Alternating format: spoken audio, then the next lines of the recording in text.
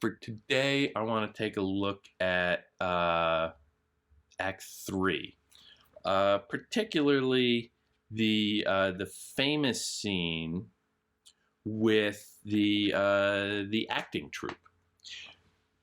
We're told before this that an acting troupe just sort of wanders into Elsinore, the castle, and is asking if they can play. And this is what Shakespeare used to do before he became a little bit more settled in the Globe Theater.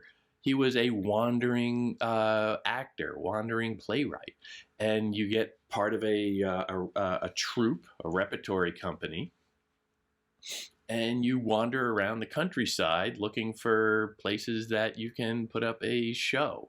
And it could be in like a town square or a park, or in this case, you know, a grand home or even a castle for nobility. And you put on your play, and then basically you pass the hat around. This is how working actors made their livings. And Shakespeare clearly grew up in that environment. A lot of scholars believe, while we don't know very much about Shakespeare's life, they figure he was just a poor kid in the middle of nowhere in Stratford upon Avon, out in the English countryside, and one of these troops probably wandered into town. And you know, it's a quiet town, and as a young boy, he's probably kind of bored just sitting around looking at nothing all day, looking at sheep grazing in the field. And then all of a sudden, these actors burst into the scene, and they're, you know, maybe dressed very colorfully, and they're playing musical instruments, and they're dancing, and it's very lively. And that sort of sparks up the interest of the young boy. There is a deep, deep affection for the tradition of theater, for this particular tradition of theater that I think lives in this moment. And he showcases that style of performance very notably in the very center of this play. And but what he does with it, I think, is very significant. It is often noted as an opportunity for him to celebrate the theater in general, and the tradition of acting, which he always felt a little perhaps slighted by, because even he always wanted to be a poet and saw, well, acting and theater is just kind of lowbrow and common, and you know, that's not real art or anything like that. But here he makes a pitch for the validity of this as art, of theater as art. And a lot of people look at the beginning of it, particularly of this scene, as a kind of handbook for a handbook for how to act, an actor's guide, if you will. This speech that he opens with is very famous. Act 3, Scene 2, Hamlet. Speak the speech, I pray you, as I pronounced it to you, trippingly on the tongue. But if you mouth it, as many of your players do, I had as lief the town crier spoke my lines. Nor do not saw the air too much with your hand thus, but use all gently.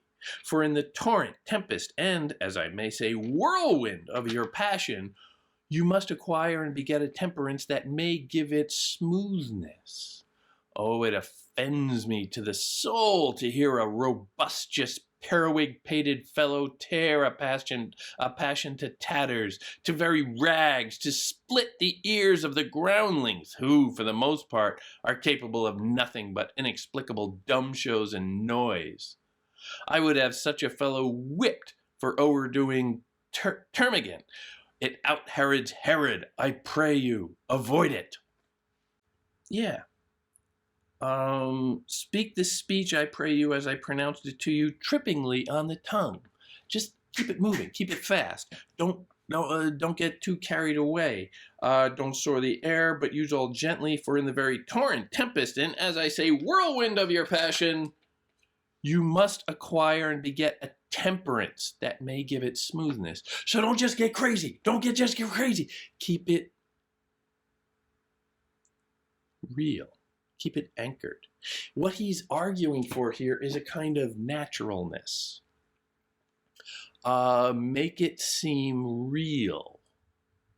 Now, he is giving this instruction to an actor, not not someone we generally associate with reality, or anybody would. He is teaching an actor, or telling an actor, how to act, how to make it seem natural, how to make it seem realistic. But in doing so, he is advising them all on how to be fake. Make it seem real by being just a little bit more artificial. Or at least artificial in a different way. It offends me to the soul to hear a robustious, periwig-pated fellow tear a passion to tatters. Periwig-pated means he's probably wearing a wig. Robustious is a great word. Being very robust, but also it's just got that sound, because Shakespeare loves sounds. Robustious, periwig-pated. He's making fun of big hammy actors who tear a passion to tatters, to the very rags, to split the ears of the groundlings. And here, that appeal to the groundlings. The groundlings are the people in the cheap seats who are standing in front of the stage. They are the cheapest admissions. They are all around the stage, and he's making fun of them right in front of them. And you can see an actor maybe having fun with this in different ways, and kind of needling them a little, kind of poking them a little. Or is he just waiting for them to object? Is he doing this to try and push them back and point out that he himself is just performing here, because Hamlet is not Hamlet, he's an actor? All of this is layered upon layered upon layered with misrepresentation, with falsity, with artifice. Hamlet is giving instructions to an actor. Hamlet has been throughout, by this point, acting a certain way in front of people. He says, I will put on a mask of craziness, essentially. I will act crazy to try and get at the truth. So here he is telling an actor to act truthfully in a certain way, to perfect an illusion. And of course, Hamlet himself is not Hamlet. Hamlet is an actor playing a role called Hamlet within a play called Hamlet. There is all of this fakeness, all of this artifice, all of this misrepresentation that is not authentic, but that Hamlet seems perfectly content and almost expert in. He is giving acting lessons to an actor because he himself is an actor, and he's really comfortable in that world.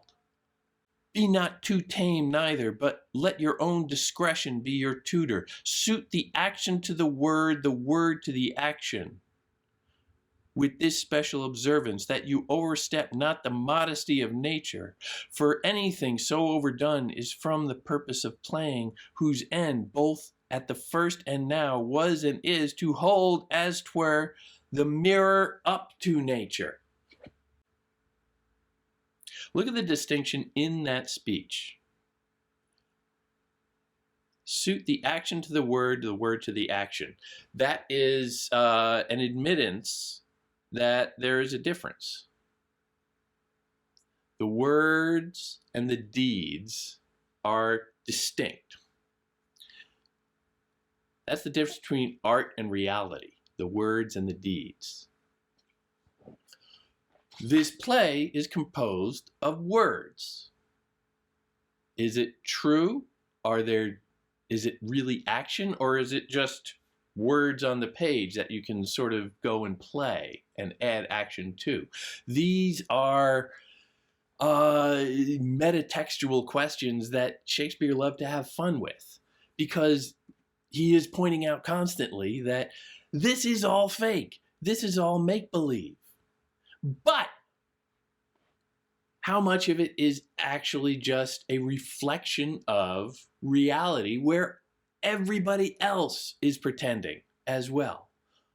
Human beings are all pretending all the time. We're all making believe. We are all wearing a false face that you cannot trust. And all of the world around us is something that we're trying to perceive. Is it real? What is reality?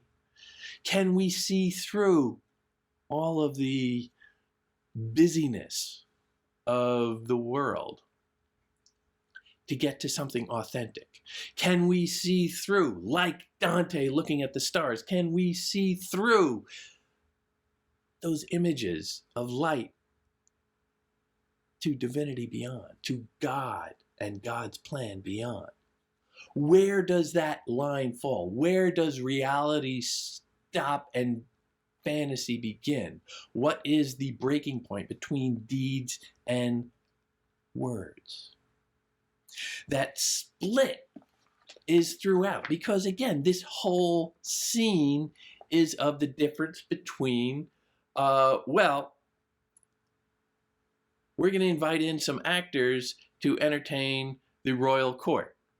And you get this dynamic where Hamlet conceives of this as a great idea, as a way to prove the point that the ghost had alleged, to prove that Claudius is guilty. He has been doubting this throughout.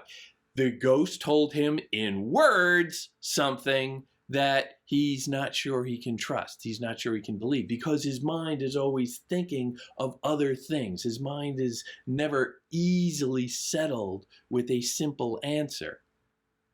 So he's always thinking, and other reasons might be popping up, and what is really the truth here? So he comes up with this idea, okay, this is it. I'm going to bring in some actors. They're going to put on a play that is eerily reminiscent of what the ghost suggested was the scene of his murder. And through that, I will learn the truth. Through acting, through art, through deliberate misrepresentation, through falsity, I will learn truth.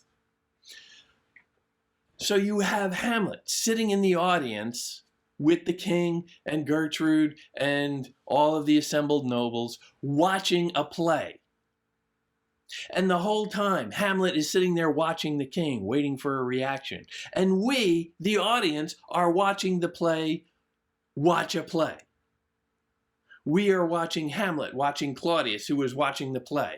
We are watching Claudius to see the reactions as he is watching the play. We're watching the play within a play and thinking, well, wait a minute, we already heard about this story through the ghost, so we've kind of got an idea of how this is going, and we know where it's going, so this is all just fake.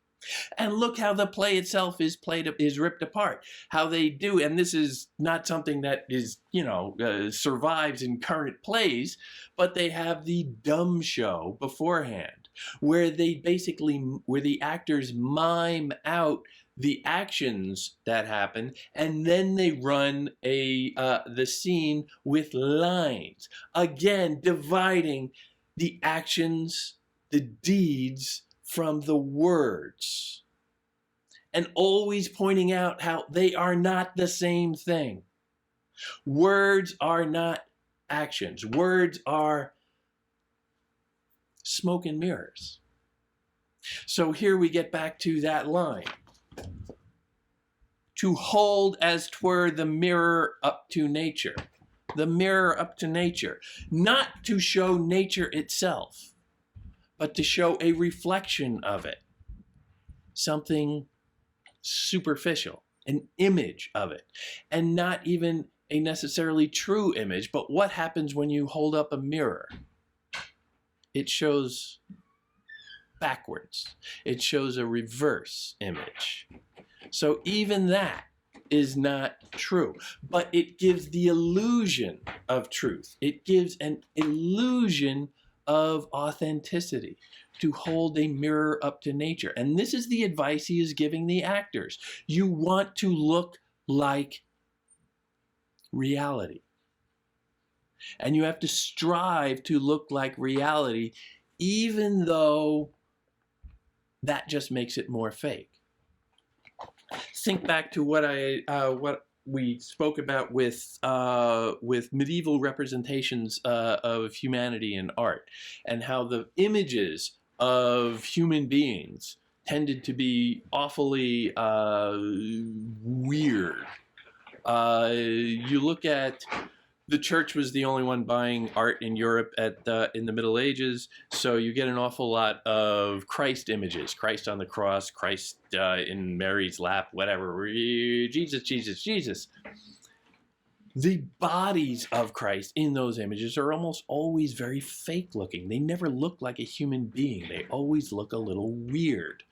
In the early Middle Ages, it looks really weird. It doesn't look human at all. In the later Middle Ages, it still looks just sort of bizarre. You see these like long tortured torsos, and everything is sort of out of proportion, where, you know, if Jesus was an actual human being, he would seem to have like a 5-foot chest cavity. And then the rest of them just sort of squeeze into a normal frame. It's just out of joint. Because the medieval mind was insistent that it point out its own falseness, that it not try and represent nature too closely. But then the Renaissance happened. Renaissance painting brought in the idea of trying to copy nature, of trying to appear to be like nature, and represent truth. But it's not. The Renaissance tries to represent truth, but it, at the same time, by doing so, it has to, as Shakespeare does, admit that it can't. Because it's not truth. This is a play. This is a play within a play. This is a play within a play, with people in one play watching the actors in the other play, while simultaneously watching actors in the first play, while we are all watching all of the actors watch one another. It is layer after layer after layer of smoke and mirrors, of words. Words, words, words. At one point earlier on, Shakespeare has Hamlet walking along with a book, and somebody walks up to him and says, "What do you read, sir?" And I think it might be the scene with Polonius. I'm forgetting off the top of my head. And he just says, he is asked, "What are you reading, sir?" And he just says, "Words, words, words." They mean nothing. It's not about the content. It's just the superficial fact that these are words. This is art. This is falsity. When Claudius sees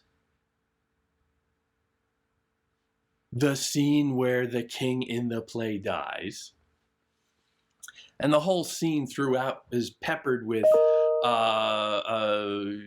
Hamlet sort of speaking up in the middle of it and being kind of rowdy and being kind of chaotic, a really bad audience member, which I have to believe that Shakespeare would not approve of, talking through the scene. Good God, how rude. Next he's going to pull out his own cell phone. But the first thing he says also that I find really interesting in that is the admission for Claudius that something is wrong. It's like, wait a minute, oh, I gotta go. He asks for more light. Think about that. Says light, light, light. Presumably, maybe the house lights have dimmed in the castle. They snuff out a few candles, and maybe they can arrange a little candle lighting on the stage for the actors. And so he's calling, lights, lights, what? He can't quite deal with the darkness. Now, there's all sorts of rhyming about this, where Hamlet is a figure of darkness. His first appearance in Act 1, Scene 2, he is dressed all in black and being blamed for this. He is wearing an inky cloak, notably, as one character describes it.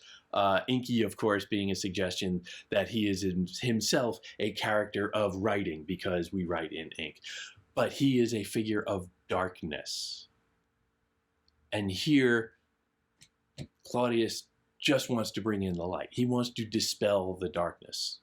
He wants to get rid of the darkness.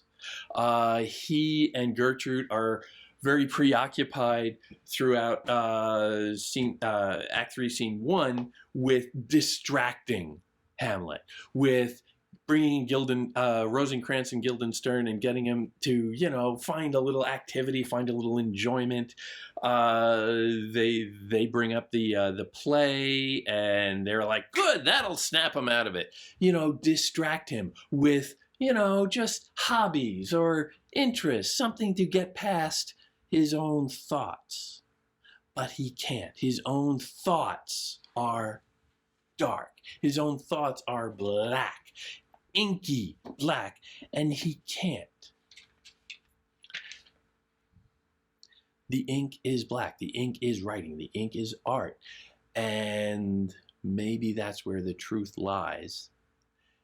So when Claudius comes out of the play screaming, light, light, he wants to dispel the truth. There were so many little issues going on with this that, oh boy, demand recognition. In the talking back and forth while the play is going on, Hamlet asks his mother, "Madam, how do you like this play?" The queen responds, "The lady doth protest too much, methinks." Famous line, where some actors will play this like, well, Gertrude is perhaps feeling a little heat, implicating herself in the murder, because this is perhaps cutting a little too close to the bone for her. But what that line really suggests also is, doth protest too much, perhaps is suggesting that the actress on stage, or actor in drag, is, of course,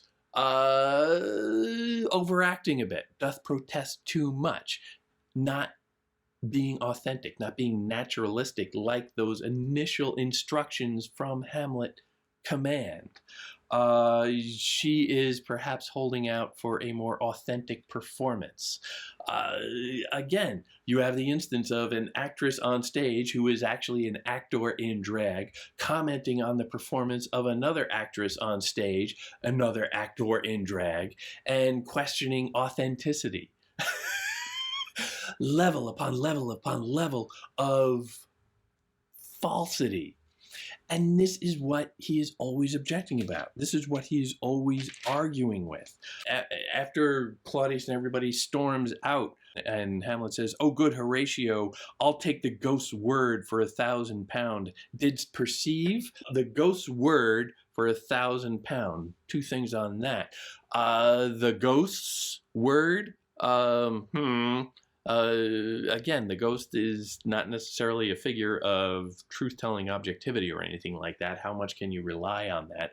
And the ghost's word, not the truth in any way, but a notion of the ghost's word. The word is, of course, false. The word is art.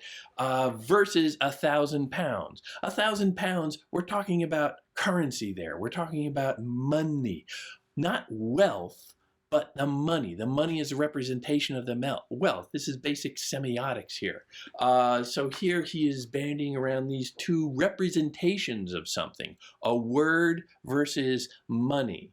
Neither one of them is the truth. They're both false. They're both symbols or signs of something, abstractions of something, metaphors of something, perhaps. But it's all fake. And all of this is going on, and I know it's a lot. All of this is going on. It's very busy. There's lots of action going on. There are a lot of actors on the stage. There's a lot of things going on, and you're never quite sure what's happening. And yeah, it's difficult to keep up with. But what I think is most significant comes at the end of the scene.